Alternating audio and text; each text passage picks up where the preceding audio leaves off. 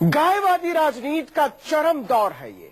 गाय के नाम पर गोरक्षक हाथों में हंटर उठाकर इंसानों की खाल उतारने लग जाते हैं। आज उन गोसेवकों की असली तस्वीर देखिए।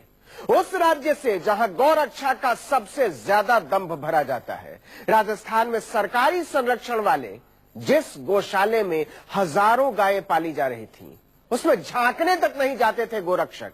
न तो कोई चारा देने वाला था, न पानी।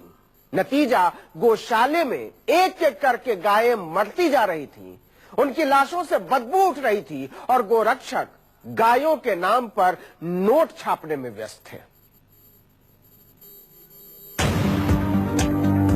गाय के नाम पर राजनीतिक गुंडागर्दी की हजारों तस्वीरें देखने के बाद अब गायों की असली दुर्दशा देखिए।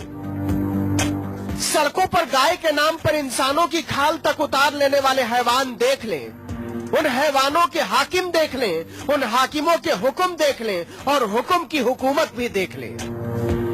एक दो नहीं, पूरी 70 गायें राजस्थान के सबसे उम्दा गौरक्षकों के हाथों मारी गई। मामूली मौत नहीं, बल्कि तड़पा तड़पा कर मारी गई।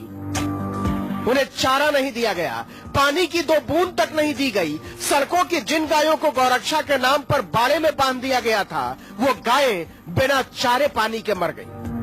गाय को बचाते हैं, ना न्याय को बचाते हैं, ना कानून को बचाते हैं।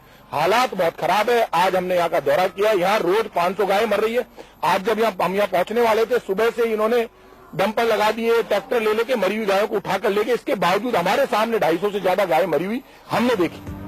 गोरक्षा के नाम पर दुनिया को नर्क बना देने पर आमादा गोभक्त देखें। राजस्थान में बीजेपी के राष्ट्रवादियों की सरकार है, भारत में बीजेपी के राष्ट्रवादियों की सरकार है। सब मिलकर देखें, अपनी गोभक्ति की बजबजाती हुई दुनिया गाल बजाने वाले गायों के हत्यारे निकले हैं।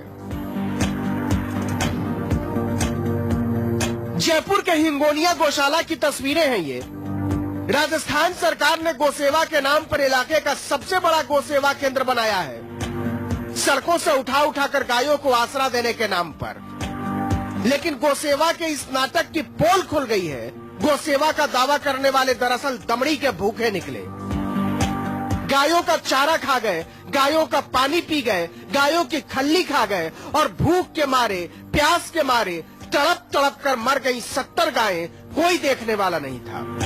बारिश के कारण से जो अव्यवस्था फैली वहाँ, उसको हम दुरुस्त कर सके और वहाँ जो गाय जिस प्रकार का मैसेज आ रहा है, वो मैसेज अच्छा मैसेज आए बाहर की तरफ, हम व्यवस्थाएं ठीक कर रहे हैं। एक स्वयंसेवी संगठन की टीम हिंगोनिया गौशाला का जायजा लेने पहुंची तो हैरान रह गई।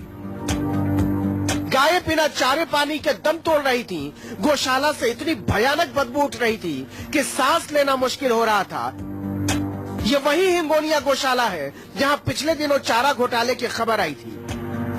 जांच में पता चला कि इस गौशाला में चारा के नाम पर पिछले 5 साल में 20 करोड़ रुपए का घोटाला हुआ है। गौशाला में 4000 गायें थी, जबकि गायों की संख्या 7000 बताई गई। फर्जी बिलों से सारे चारे का भुगतान किया गया। गायों के चारे के नाम पर इस तरह करोड़ों रुपए हजम कर लिए गए।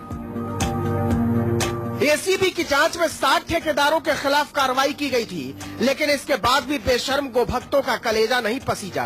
गायों की दुर्दशा क्यों हो रही है?